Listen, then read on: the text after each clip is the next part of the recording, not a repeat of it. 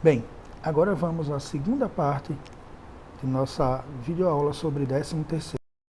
Quais são os procedimentos para pagamento? Para o pagamento do 13º, primeiro, ele é dividido em duas parcelas. A última parcela, obrigatoriamente será até o dia 20 de dezembro de cada ano. Não existe possibilidade sem que gere um ônus para quem não está observando o prazo. Existe um ônus que é o pagamento de multa, na hipótese dele não pagar esse 13º, a última parcela, no dia 20 de dezembro. E aí você se pergunta assim, e a primeira parcela, como é que faz?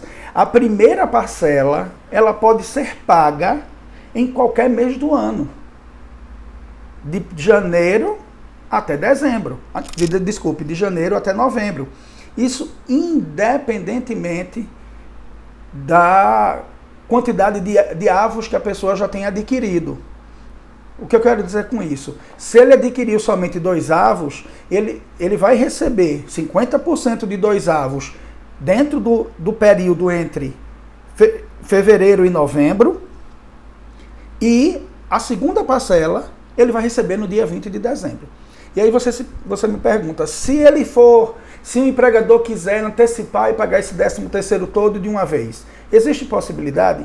O entendimento é que sim, não está previsto em lei, mas existe o entendimento de que sim.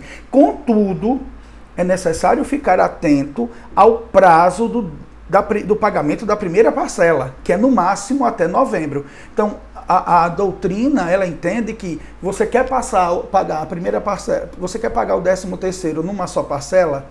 Quero. Então você vai ter que fazer isso tudo até o último dia útil de novembro, para que não ultrapasse o prazo do pagamento desse adiantamento. Então, entre fevereiro e novembro de cada ano, o empregador fará um adiantamento. E aí esse adiantamento é 50% do que ele tem de direito a receber de 13º. Agora, é interessante ressaltar que ele não está obrigado a pagar tudo para todo mundo de uma vez. Ele pode, assim, até o prazo final, sim, mas a empresa pode se organizar, por exemplo, e pagar para determinados setores, para determinado empregado, antecipando esse pagamento mês a mês. Então, eu dono da empresa, eu poderia, como a minha empresa é muito grande, eu poderia dividir esse pagamento. Então, vamos lá. Departamento jurídico recebe em fevereiro a primeira metade. Departamento contábil, em março a segunda metade. A primeira metade. E assim sucessivamente. Ou eu posso fazer tudo dentro de um mês só. Tudo no final do ano, no final de novembro, se for o caso. Vai depender do caixa, do fluxo de caixa que a empresa tenha. Se ela tem dinheiro, que ela pode se programar, por isso que é importante um bom planejamento e uma boa provisão, fazer as provisões direitinho, para que o dinheiro possa ter fluxo dentro de todo o período e não sufocar a empresa num período que, por exemplo, não seja de bom rendimento para ela. Sim, e outra coisa, o adiantamento pode ser pago também no período de férias.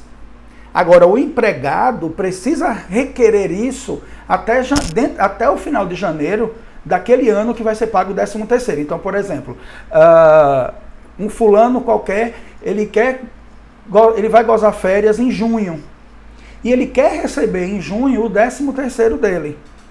O que ele vai fazer com o 13º não interessa a ninguém, o dinheiro é dele. Agora, ele pode receber? Pode. Agora, ele tem que requerer até o final de janeiro daquele ano. E o empregador não pode se negar, porque é um direito potestativo do empregado.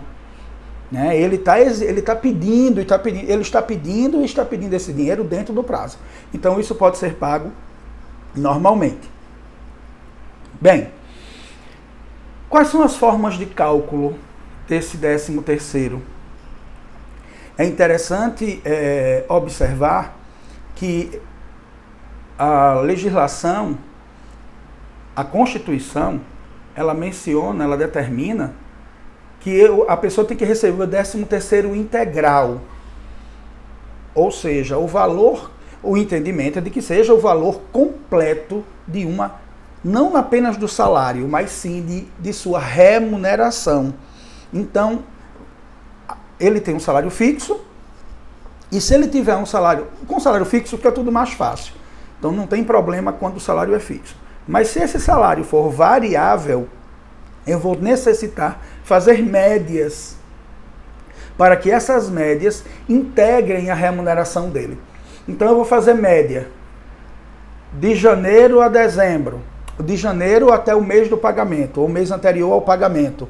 Por exemplo, de horas extras, de adicional noturno, tá? Se outras gratificações, se porventura ele receber todos os meses, que sejam variáveis. Se o valor for um valor fixo, não tem problema. Pega esse valor fixo, adiciona lá e está resolvido. Mas se o valor for variável, aí eu vou ter que fazer essa média. E apenas para reforçar esse entendimento de que ele é integral, eu trago para vocês duas súmulas do TST. A súmula 45, que fala que a remuneração de serviço suplementar, ou seja, a remuneração das horas extras, integra a gratificação natalina. Isto é, vou pegar a média das horas extras, e aí a média de horas extras não é pelo valor, e sim pela quantidade de horas extras que estão estabelecidas na realização do trabalho do empregado. E na súmula 60, sobre adicional noturno, o TST se posiciona da seguinte forma: o adicional noturno pago com habitualidade integra a remuneração do empregado para todos os efeitos legais, inclusive, lógico, o 13º. Na rescisão, também é devido o pagamento dessa gratificação.